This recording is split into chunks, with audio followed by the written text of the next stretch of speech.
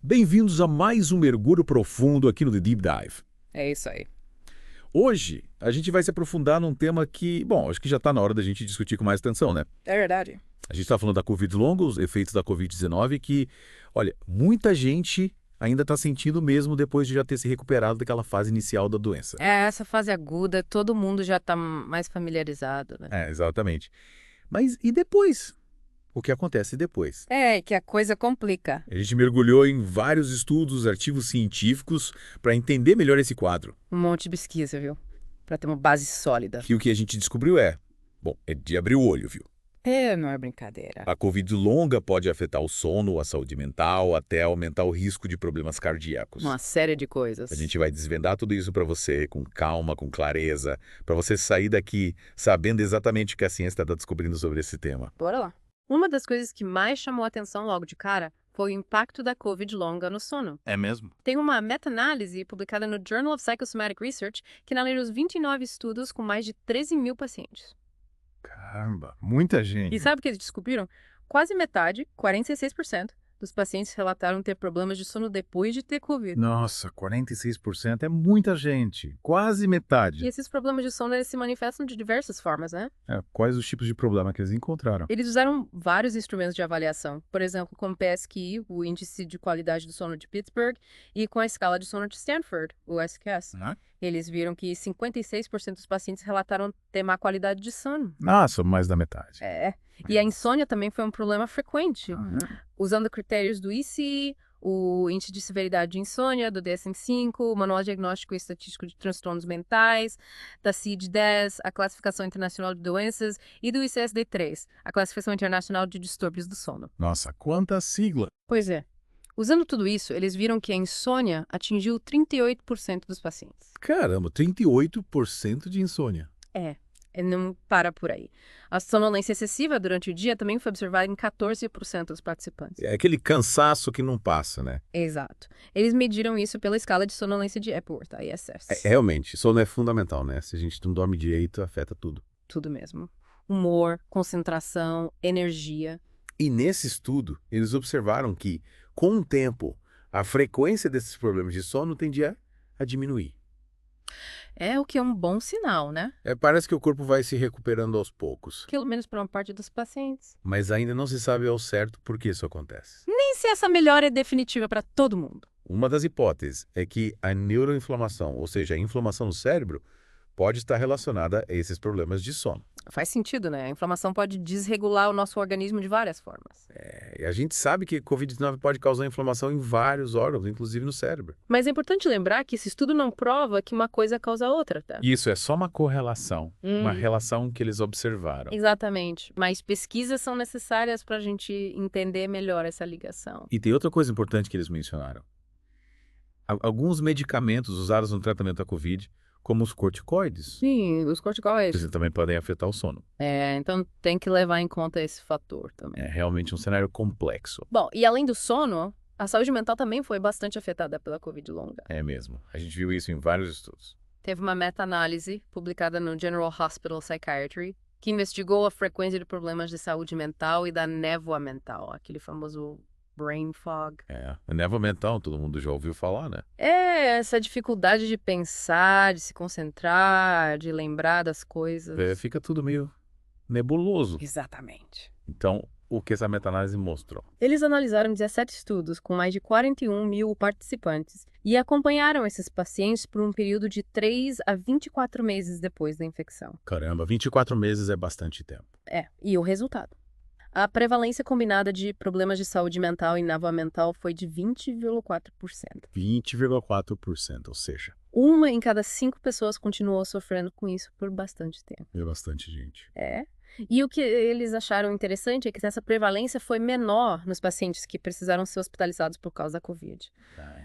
A prevalência foi de 17,5% nos pacientes hospitalizados contra 29,7% nos pacientes que se recuperaram em casa. Nossa, que diferença grande. Por que será que isso acontece? É uma boa pergunta, a gente não sabe ao certo. Talvez o acompanhamento médico mais intensivo no hospital tenha ajudado a prevenir ou tratar esses problemas. Pode ser. Ou talvez os pacientes que tiveram casos mais graves tenham se recuperado de forma diferente, né? É possível.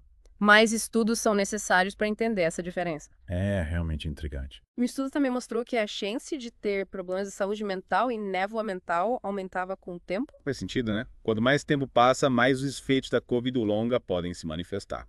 E eles também observaram que a chance era maior quando usavam ferramentas de avaliação mais rigorosas. Ou seja, quando o diagnóstico era mais preciso, né? Exatamente. Isso mostra a importância de usar métodos confiáveis para identificar esses problemas. O estudo também detalhou a prevalência de alguns sintomas específicos. A ansiedade apareceu em 21,9% dos casos. Caramba, mais de 20%. Problemas de concentração em 23,7%. Nossa, também é bastante. Depressão em 21,4%. E a insônia, que a gente já tinha falado, em 11,6%. Realmente, a Covid longa impacta a saúde mental de várias formas. E essa névoa mental, ela é reconhecida na CID-11 como sinônimo de obnubilação da consciência. Ah, entendi. Mas ainda não existem critérios diagnósticos específicos para ela. Ou seja, é difícil diferenciar a névoa mental de outros problemas de saúde mental. É porque os sintomas podem ser parecidos. É complicado. E uma limitação do estudo é que eles não tinham dados sobre fadiga mental. Tá, entendi. Então, a prevalência da névoa mental foi estimada com base em testes cognitivos. Que pode não ser a forma mais precisa, né? Pode ter subestimado a prevalência. Realmente, mais pesquisas são necessárias para a gente entender melhor essa névoa mental. Com certeza. Bom, agora vamos dar um passo para trás e olhar para um panorama mais amplo dos sintomas da Covid longa. A gente encontrou uma revisão sistemática em meta-análise, publicada na Natarajan e al. Systematic Reviews, que examinou uma gama maior de sintomas. Que legal! O que eles descobriram? Eles concluíram que a Covid-19 aumenta consideravelmente o risco de desenvolver vários sintomas persistentes. E eles encontraram alguma diferença entre os sexos, idades ou tempo após a infecção. O interessante é que não. Sério. Eles não encontraram diferenças significativas entre homens e mulheres, diferentes faixas etárias, ou no tempo decorrido após 3 meses da infecção. Interessante. Ou seja, a Covid longa parece afetar diversos grupos de maneira similar após esse período inicial. Então não tem um grupo específico que seja mais vulnerável, pelo menos depois de 3 meses. Exatamente. E quais sintomas foram mais comuns nessa revisão? De novo, os problemas de saúde mental apareceram com alta frequência, 21,26% do total. A ansiedade foi relatada por 27,27% das pessoas. Nossa, bastante gente. Depressão por 22,44% e problemas de sono por 19,13%. Realmente parece que esses sintomas mentais são bem persistentes. E o estudo também observou que a frequência dos sintomas variava de acordo com a região geográfica. As taxas mais altas foram na América do Norte, no Oriente Médio e na Austrália. E por que será que isso acontece? Eles especulam que pode ter a ver com as diferentes ondas da pandemia, as variantes do vírus circulando em cada lugar, a forma como os estudos foram feitos. Faz sentido. Até mesmo como os sintomas são relatados e reconhecidos em cada sistema de saúde. Realmente, vários fatores podem influenciar. O estudo destaca a necessidade de padronização nos relatórios e nas formas de medir os sintomas da Covid longa. Sem isso fica difícil comparar os resultados e ter uma visão global do problema. E, assim como o estudo anterior, essa revisão também reforça a importância da vacinação. A vacinação pode ser crucial para diminuir a gravidade da doença aguda e, quem sabe, também da Covid longa. Tomara! Tomara. Bom, a gente já viu que a inflamação pode ter um papel importante na Covid longa, né? A inflamação parece estar por trás de vários sintomas. Um estudo publicado no Infectious Diseases of Poverty investigou os níveis de interleucina 6, a IL-6, em pacientes com Covid longa. IL-6, essa é nova para mim. É uma substância que está envolvida no processo inflamatório. Entendi. E o que eles viram? Eles descobriram que os níveis de IL-6 eram significativamente mais altos em pacientes com Covid longa do que em pessoas saudáveis. Ou seja, a inflamação era maior nos pacientes com Covid longa. Exatamente. A média de IL-6 nos pacientes com Covid longa foi de 20,92 picogramas por mililitro. E nas pessoas saudáveis? 5,186 pg/ml. Nossa, bem mais baixo. E o interessante é que esses níveis de IL-6 nos pacientes com Covid longa eram mais altos do que em pessoas que tiveram Covid, mas não desenvolveram Covid longa. Entendi. Mas ainda assim, eram mais baixos do que na fase aguda da infecção. Então a inflamação na Covid longa É como se fosse uma inflamação persistente, mas menos intensa do que no início da doença. Interessante. Os pesquisadores sugeriram que a IL-6 pode ser um marcador útil para prever ou entender os estágios iniciais da Covid longa. Seria ótimo se a gente pudesse identificar os pacientes que têm maior risco de desenvolver Covid longo logo no início, né? Isso poderia ajudar a direcionar o tratamento e o acompanhamento médico. Seria um avanço importante. Com certeza. E como esses sintomas evoluem ao longo do tempo? A gente viu um estudo publicado no Value in Health que analisou as mudanças na Covid ao longo de um ano. Legal, e o que eles observaram? Eles viram que a prevalência de qualquer sintoma de Covid longa diminuiu bastante nos primeiros 3 meses após a infecção. Então tem uma melhora significativa nesse período inicial. Muitas pessoas se recuperam bem nesses primeiros meses. Que bom. Mas depois de 3 meses, a prevalência geral dos sintomas não diminuiu muito. Então tem uma parcela da população que continua sofrendo com sintomas por mais tempo. E a gente ainda não sabe ao certo quem são essas pessoas, né? Nem porque elas não se recuperam tão rápido. O estudo também observou que o risco de desenvolver Covid longa pode ser maior em mulheres no início. Mas essa diferença pode mudar ao longo do tempo. Interessante. Realmente, a Covid longa é complexa, né? Vários fatores influenciam o risco e a evolução dos sintomas. E o estudo destaca que a gente precisa prestar atenção especial aos sintomas que se mantêm estáveis ou que pioram com o tempo. Esses sintomas podem indicar danos em órgãos ou efeitos específicos do vírus. É importante investigar a fundo e acompanhar de perto esses pacientes. Para finalizar, a gente queria falar de um risco que tem preocupado bastante os pesquisadores. O aumento do risco de infarto agudo do miocárdio ou ataque cardíaco em pessoas que tiveram Covid.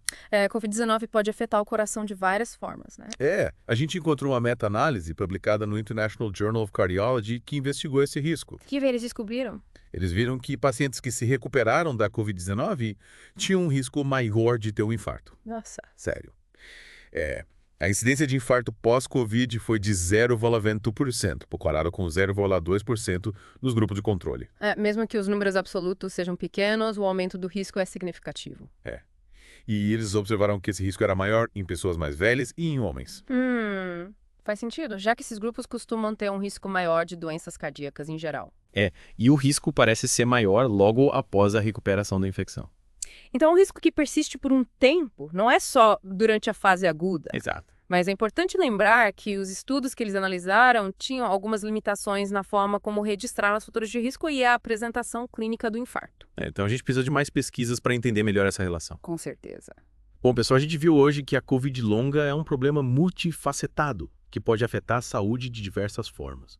Os impactos no sono, na saúde mental, na inflamação e no sistema cardiovascular são preocupantes. A gente viu que muitos pacientes continuam sofrendo com problemas de sono e com transtornos mentais, como ansiedade e depressão, por meses após a infecção. As pesquisas sobre os mecanismos da Covid longa, como a inflamação crônica, são essenciais para a gente desenvolver tratamentos eficazes. E a gente também precisa de ferramentas mais precisas para diagnosticar e acompanhar os pacientes com Covid longa. E aí, pessoal, fica a pergunta para vocês.